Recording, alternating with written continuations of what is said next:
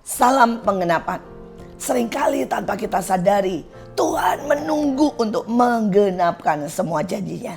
Untuk menggenapkan destiny, menggenapkan apa yang Dia ingin berikan buat kita semuanya. Tetapi banyak anak-anak Tuhan melakukan kesalahan-kesalahan sehingga mereka tidak bisa menerima pengenapan. Mari kita baca dari Mazmur 106 ayat 16. Mereka cemburu kepada Musa di perkemahan dan kepada Harun orang kudus Tuhan.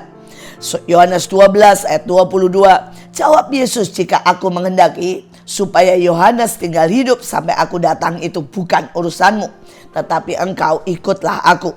Matius 16 ayat 18. Dan aku pun berkata kepadamu, engkau adalah Petrus, dan di atas batu karang ini aku mendirikan jemaatku, dan alam maut tidak akan menguasainya.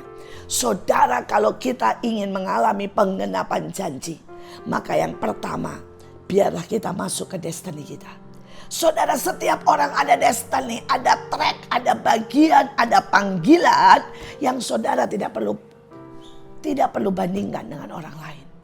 Saudara, seringkali kita iri, seringkali kita merasa rumput tetangga lebih baik. Seringkali kita merasa, saudara, kenapa saya tidak diberkati? Kenapa saya hitam? Kenapa saya jelek? Kenapa saya miskin? Itu adalah iri.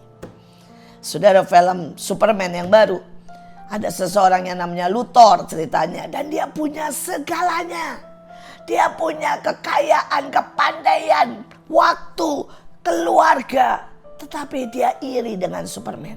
Dan dia mencoba menghancurkan Superman. Ujungnya dia kehilangan segalanya. Ada juga seorang hamba Tuhan di Alkitab namanya Saul. Dia iri dengan Daud.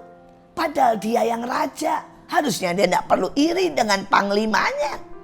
Dan akibatnya dia sampai bunuh diri.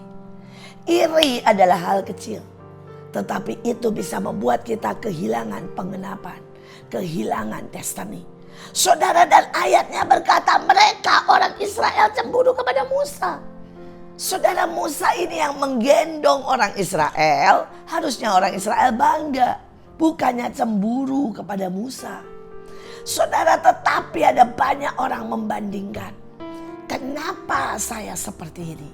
Dan saya mau berkata hari ini, keep going. Tetap jalan dalam destinimu. Tetap jalan dalam panggilanmu. Jangan pernah menoleh ke kanan dan ke kiri. Benar yang dikatakan Yesus. Kalau aku menghendaki Yohanes sampai akhir zaman, bukan urusan. Seringkali kita menghakimi orang lain. Kita melihat ada orang yang berzina tetapi melayani. Kita berkata ada orang yang mencuri, kenapa jadi kaya? Stop, itu bukan urusanmu. Tapi bagian kita adalah berlari demikian rupa menyelesaikan pertandingan yang ditentukan oleh Tuhan buat kita. Sejak Tuhan menghardik Petrus dan berkata bukan urusanmu. Dan Petrus mulai mengerjakan destininya sebagai batu karang. Sebagai seseorang yang benar-benar mengayomi sebagai gembala. Maka Tuhan memberkati Petrus. Dan Tuhan mengangkatnya dengan luar biasa. Bahkan dia berjalan, bayangannya menyembuhkan orang. Saya tidak tahu apa yang hari ini Tuhan minta saudara lakukan. Tapi itu adalah kunci termurah untuk melihat pengenapan. Saya punya seseorang yang hari itu Tuhan minta apa? Setiap jam 6 pagi keliling Mahanaim. Saudara, dan dia melakukannya 10 tahun. Tidak pernah satu kali pun dia membolos. Hari itu dia bukan siapa-siapa. Bukan paling hebat orang berkhotbah. Dia bukan orang yang berkarunia. Dia bukan orang yang di depan.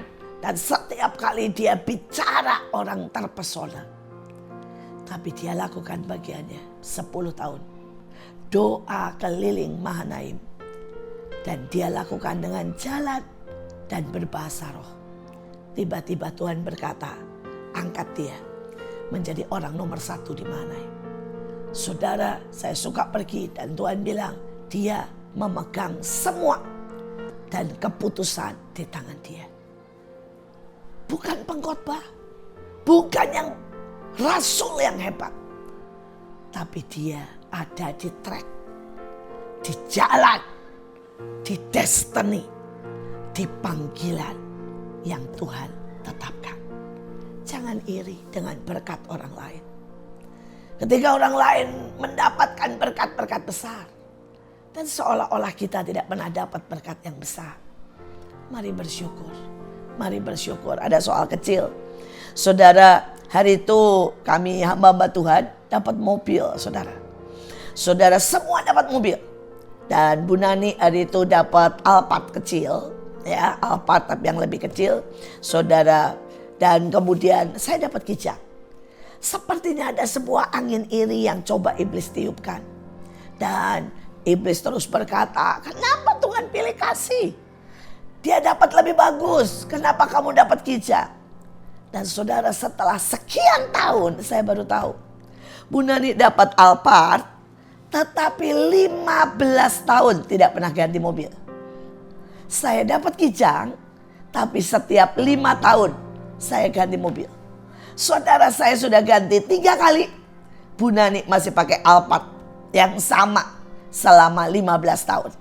Saudara, dan hari itu sepertinya Tuhan tersenyum dan main mata dengan saya dan berkata, aku memberi engkau sesuai kebutuhan.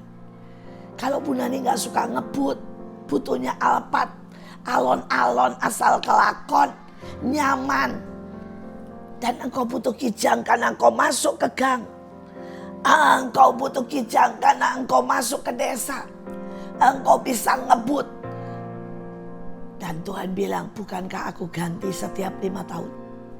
Dan ujungnya sama. Sama-sama diberkati. Sama-sama disayang. Sama-sama digenapkan semua yang Tuhan janjikan. Tapi seringkali manusia lebih banyak iri. Dan manusia menjadi kecewa. Dan menjadi tidak percaya dengan Tuhan. Saudara, ayatnya sangat bagus. Dikatakan, engkau adalah Petrus. Dan di atas batu karang ini aku mendirikan jemaatku. Dan Allah maut tidak akan menguasainya. Ketika saudara ada dalam destiny, maka Allah maut tidak akan menguasai. Saudara di dalam iri, kemarahan, sakit hati, maka juga akan masuk segala yang lain. Penyakit, kegagalan, saudara, pemotongan destiny, bahkan kuasa kegelapan. Hari ini mari fokus. Jangan iri sekali lagi. Mari bersyukur. Jangan marah. Mari saudara bersukacita dengan apapun yang Tuhan berikan. Ada satu lagi kesaksian. Saya punya seorang teman yang dia tidak banyak bisa. Tetapi bagian dia adalah apa? Dia ini sangat suka merawat orang miskin. Dia sangat suka merawat orang sakit. Dan hari itu ketika dia melihat begitu banyak karunia dicurahkan. Ada teman kami yang kalau khotbah, spektakuler. Kesembuhan terjadi. Saudara, ada teman yang lain yang kalau main musik hadirat Tuhan turun. Saudara, dan sepertinya dia tidak mendapat karunia memimpin. Dia tidak dapat karunia yang wow. Dia cuma dapat karunia merawat orang miskin, merawat orang sakit. Tapi yang ajaib, ketika yang lain saudara mulai diserang dengan gosip, diserang dengan kebosanan, persaingan. Mereka mulai saudara mencuri kemuliaan karena mereka dipuji-puji orang. Dia tetap setia mendoakan orang miskin, merangkul dan merawat orang sakit. Ada satu orang sakit yang dia doakan, dia layani sampai orang ini sembuh. Dia dari kanker dan tiba-tiba dia dibeliin rumah, saudara. 400 juta dibeliin rumah. Saudara, semua yang punya pelayanan spektakuler langsung gini, hah? Ya, kok dia dapat rumah sih? Ya. Kemudian belum selesai. Dia melayani seorang ibu-ibu tua. Dia bahkan memasakkan, memandikan. Dan ketika ibu tua ini meninggal, dia mewariskan warisan. Saudara, sekitar 100 juta. Hidupnya tidak pernah di panggung. Hidupnya tidak pernah spektakuler.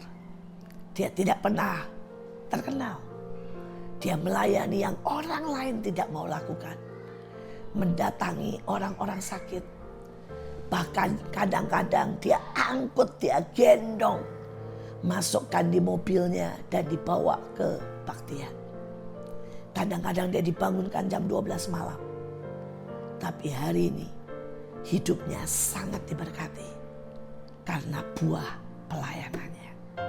Biarlah setiap kita menyelesaikan track destiny, panggilan. Maka penggenapan itu pasti datang.